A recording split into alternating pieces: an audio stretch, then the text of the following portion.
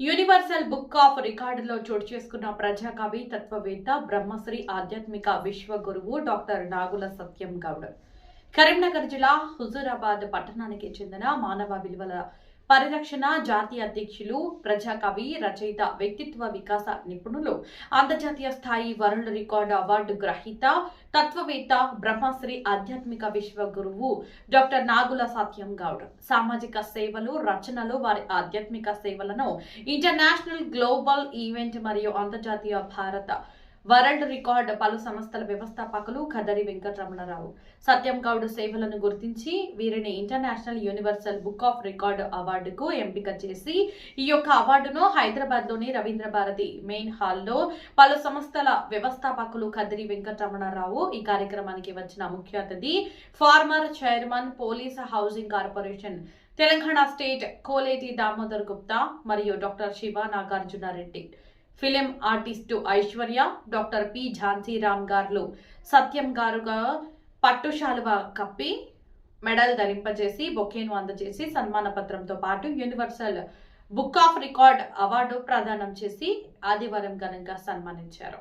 ఈ సందర్భంగా ఈ యొక్క కార్యక్రమ నిర్వాహకులు ఈ కార్యక్రమంకు వచ్చిన ముఖ్య అతిథి కోలేటి దామోదర్ గుప్తా దైవజ్ఞ శర్మ డాక్టర్ శివ నాగార్జునారెడ్డి గారు మాట్లాడుతూ సత్యం గౌడ్ ఆధ్యాత్మిక సేవలు వారి రచనలు సామాజిక సేవలు వెలకట్టని విలువలన్నారు.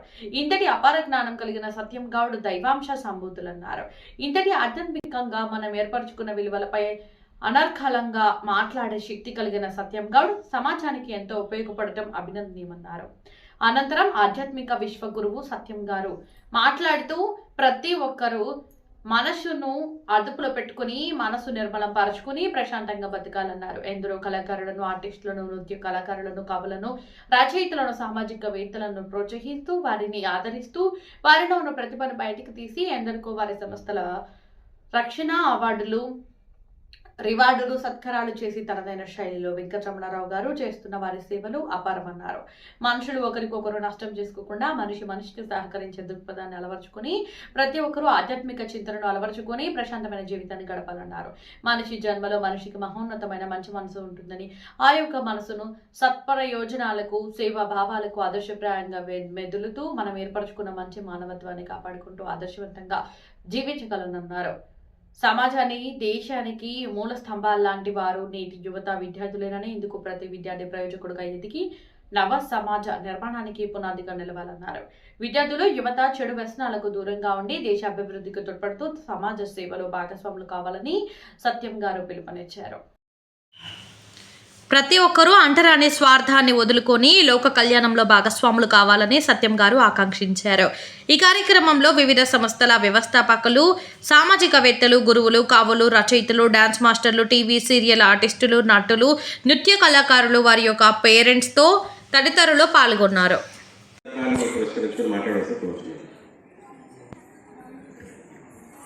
ముందస్తు సంక్రాంతి శుభాకాంక్షలు.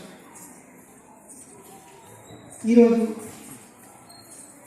ఇంత పెద్ద కార్యక్రమాన్ని నిర్వహిస్తున్న ఎన్నో సంస్థలనే వారి వివిధ సంస్థల వ్యవస్థాపకులు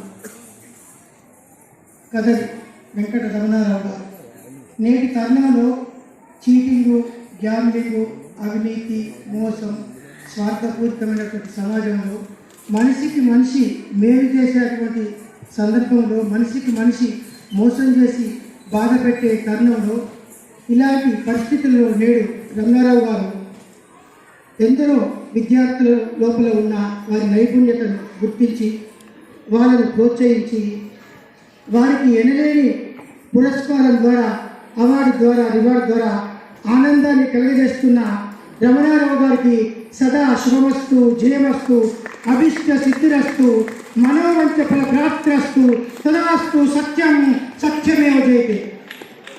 ఈ సందర్భంగా వారు అనునిత్యం ఎల్లవేళలా ఆరోగ్యంగా ఆనందంగా ఉంటూ ఇంకా ఎందరినో ప్రోత్సహిస్తూ వారి ఆనందాన్ని కలిగేస్తూ వారి ఆనందంలో బ్రహ్మానందాన్ని వారు పొందుతూ ఎంతో ఎదుగుతూ వెలుగుతూ అందరి మనసులో కలుగుతూ సదా నిలుస్తూ ప్రకాశిస్తూ వికసిస్తూ పరిణమిస్తున్న దాకా తదాస్తు.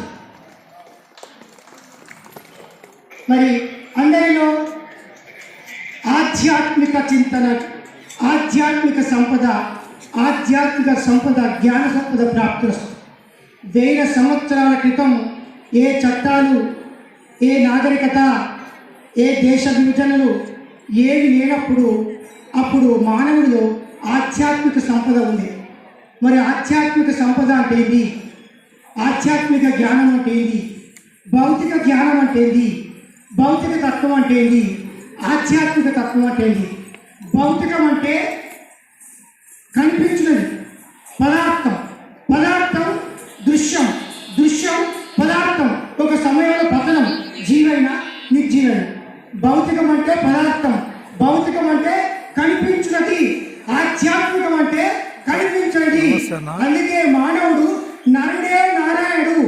నరుడు అంటే ఈ శరీరం భౌతికం, నారాయణుడు మనస్సు కనిపించదు, అదే శక్తి. ఆ శక్తి మీద ఆసక్తి పడితే ఆ శక్తే దైవశక్తి. ఆ శక్తిలోనే ఎంత బ్రహ్మాండం నిక్షిప్తమై ఉంటుంది. మరి అంతా పదార్థమే. ఓ మానవుడా అంతా పదార్థమే, ఓ మానవుడా అంతా ఒకటే, ఈ జగమంతా ఒకటే. ఓ మానవుడా అంతా ఒకటే, నీ ప్రేరణే నీ వ్యత్యాసం. ఓ మానవుడా పదార్థం అంతా ఒకటే, నీ ప్రేరణే నీ వ్యత్యాసం. నీ జన్మ పదార్థం, నీ మరణం పదార్థం, నీవు నివసించే ఈ భూగోళము పదార్థం, ప్రాణవాయు అనుకున్న ఈ యొక్క గాలి పదార్థం, ఈ శూన్యంలోని సమస్త నక్షత్రాలు గ్రహాలు కూడా పదార్థం. మరి పదార్థాలన్నింటికన్నా మూలమైన పదార్థం, అమూల్యమైన పదార్థం, దివ్యమైన పదార్థం ఏంటిదంటే మానవుడి ఈ యొక్క భౌతిక దేహమే ప్రధానమైన పాత్ర, ప్రధానమైన పదార్థం. అంటే శూన్యంలో ఉన్న నక్షత్రాలు గ్రహాలు కూడా పదార్థమే. మానవుడికి ప్రాణవాయునిచ్చే గాలి కూడా పదార్థమే. అన్ని పదార్థముల కన్నా శ్రేష్టమైన పదార్థం మానవుడు భౌతిక దేహం. ఎందుకు ఈ పదార్థం గొప్పదంటే ఈ యొక్క పదార్థానికి ముడిపడి ఉన్నది మనసు. ఆ మనసే శక్తి, ఆ శక్తే ఆసక్తి పడితే దైవశక్తి. శక్తులు 3: శూన్యము, దైవము, మనస్సు. అందుకే మనసే యశస్సు, ఉషస్సు, నిరంతర తేజస్సు మనసు. అందుకే మనసే దేవుడు మందిరం అన్నారు. మరి ఈ 3 శక్తులు కూడా కలిపితే ఒకటే శక్తి, ఆ శక్తే దైవశక్తి. ఆ దైవశక్తి కనుక మనకి ఈ దేహానికి ముడిపడి ఉన్నది, ఈ మనసు కనుక మనసే దేవుడు. అందుకే మనసే యశస్సు, ఉషస్సు, నిరంతర తేజస్సు, మనసే దేవుడు మందిరం అన్నారు. శక్తి అంటే మనసే. ఈ పిచ్చోని కొట్టకు వాడు మతి స్థితి కోల్పోయినట్టాడు. ఇక్కడ శక్తి అంటే ఏంటి? మనసే. భౌతిక శక్తిని సాధించాలన్నా, ఆధ్యాత్మిక శక్తిని సాధించాలన్నా, ఒక శాస్త్రవేత్త ఏది కనుగొనాలన్నా, ఏది చేయాలన్నా, ఒక రాజకీయవేత్త, ఒక IPS, ఒక IAS, ఎవరు ఏది సాధించాలన్నా మూలం మనసు. సమస్త నక్షత్రాలకు గ్రహాలకు మూలం శూన్యం. ఆ సమస్త నక్షత్రాలకు గ్రహాలకు ఈ యొక్క భౌతిక దేహానికి మూలం మనసు. అంటే శూన్యంలో ఉన్న సమస్త నక్షత్రాలను గ్రహాలను కూడా ఈ యొక్క మనసును, శక్తి అనేది ఒక మనసు. ఆ మనస్సుతోటి శూన్యంలో ఉన్న సమస్త నక్షత్రాలను గ్రహాలను బ్లస్ట్ చేయచ్చు. మనసుకు అంత శక్తి ఉంది. అందుకే మానవుడే మానవుడు కాగలడు.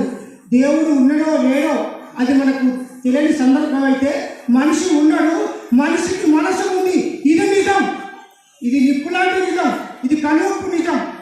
అందుకే మనసే అతీతం, మనసే మానవాతీతం. కాబట్టి అంతటి అమోఘమైన మనసు ఉంది కనుక మంచి మనిషిగా, మంచి మానవత్వంగా, పరిగణించే తత్వంగా, ప్రకాశించే తత్వంగా, మానవత్వంగా ఆ మంచి మనసును సత్ప్రయోజనాలకు, సేవాభావాలకు ఉపయోగమంచి మనసున్న మంచి మనిషిగా ఎదగాలి, వెలగాలి, అందరి మనసులో కలగాలి. అప్పుడే మానవుడు మానవుడవుతాడు. ఈ సందర్భంగా మానవుడే అతీతం, మానవుడే దేవుడు. మానవుడు తనను తాను తక్కువంచన వేసుకుంటే, మానవుడు తనను తాను తక్కువంచన వేసుకుంటే అన్ను కూడా అనంతం లెక్క ఏర్పడుతుంది. అదే తనను తాను ఎక్కువంచన వేసుకుంటే ఈ అనంత బ్రహ్మాండమే తనలో ఒక అణువవుతుంది.